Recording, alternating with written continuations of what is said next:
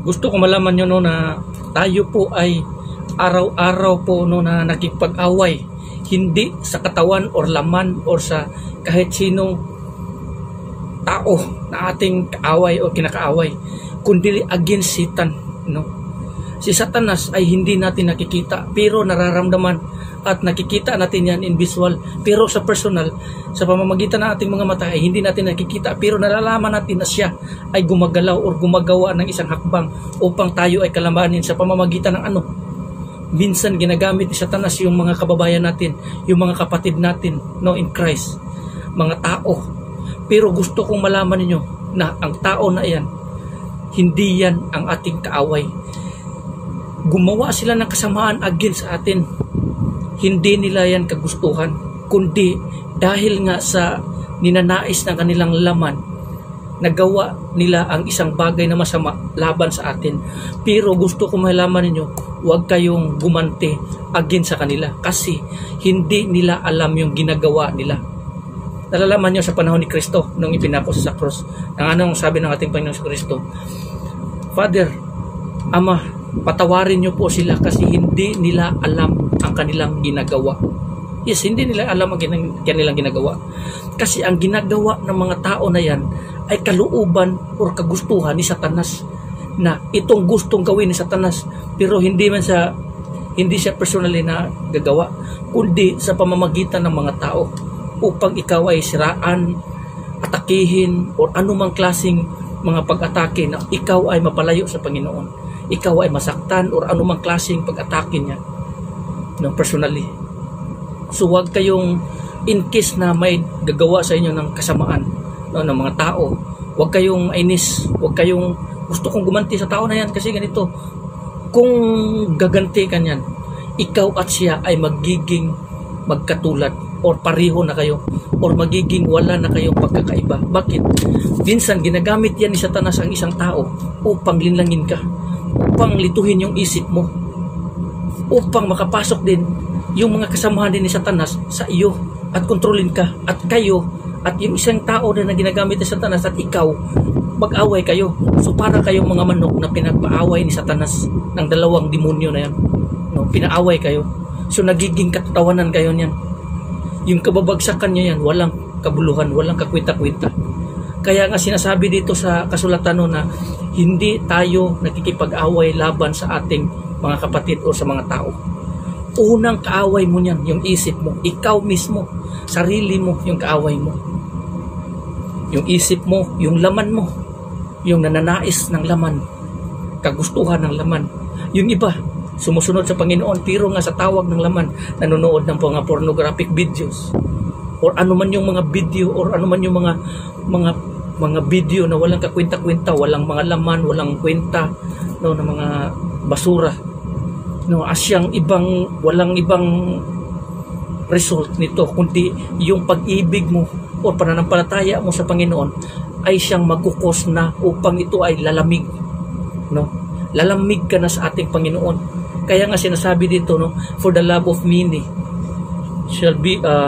will be cold or lalamig, no. Yun yung sabi ng ating Panginoon dahil nga sa naglipana ng mga bulaang propeta. Sino ba yung mga bulaang propeta? Ito lang ba yung mga tao no, na nagsasabi, yung mga preacher na ng mga maling itinuturo? No, hindi lang yan. Ang mga bulaang propeta, ito rin yung mga tao no, na inaakala mo na ito yung mga kaibigan mo. Ito yung mga tao na nag-i-encourage sa iyo to claim money. Kung paano kikita, ganito yung mga pira, pira.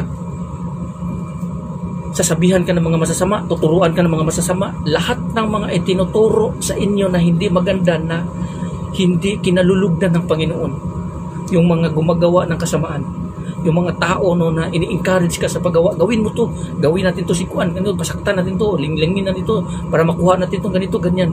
Yun po yung mga tao ni Satanas.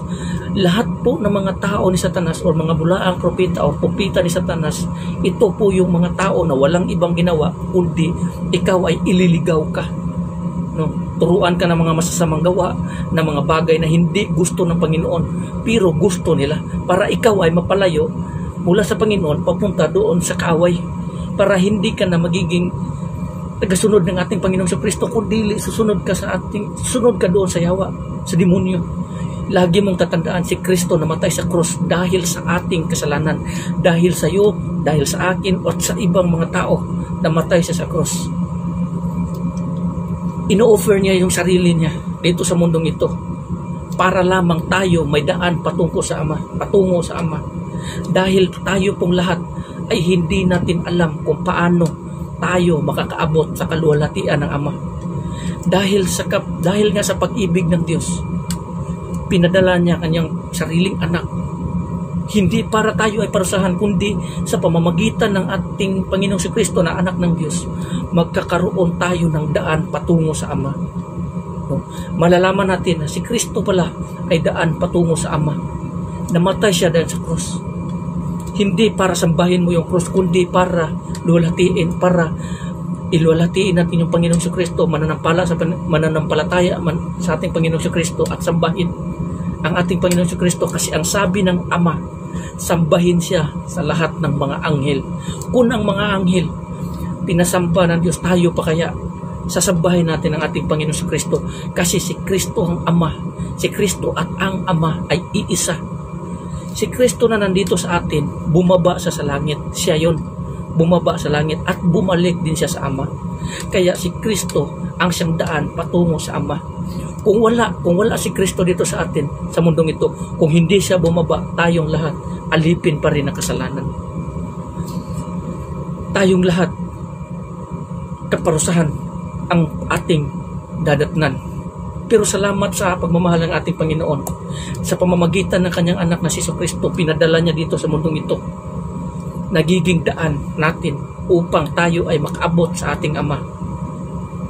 Kasi siya lang yung daan eh. Jesus Christ is the only way to the Father. No one comes to the Father except through Jesus Christ. Yun yung sabi dyan sa kasulatan. So gusto kong malaman nyo, ang kaligtasan sa pamamagitan lamang ng ating Panginoong Kristo, kasi dito sa mundong ito walang ibang pangalan na binigay ang ating Panginoon para sa ikaliligtas ng karamihan. Hindi niya sinasabi na ikaliligtas ng lahat, kundi karamihan, kasi marami pa ring tao na hindi nakakapasok o hindi makakapasok o hindi nakapasok sa karya ng langit, kundi sa karamihan. Yung kaligtasan nasa kay Kristo, wala sa mga rebulto at mga santo na yan o mga Virgin Mary na yan o kanino pa yan. Wala dyan. Ang nandyan sa mga rebulto na yan, daan patungo sa kamatayan, daan patungo sa pagsamba nyo kay Satanas, daan yan patungo kay Satanas. Ang gingharian ay papamamana sa inyo ni Satanas para sa kanyang mga taong sumusunod sa kanya o nanampalataya sa kanya ay ang impyerno.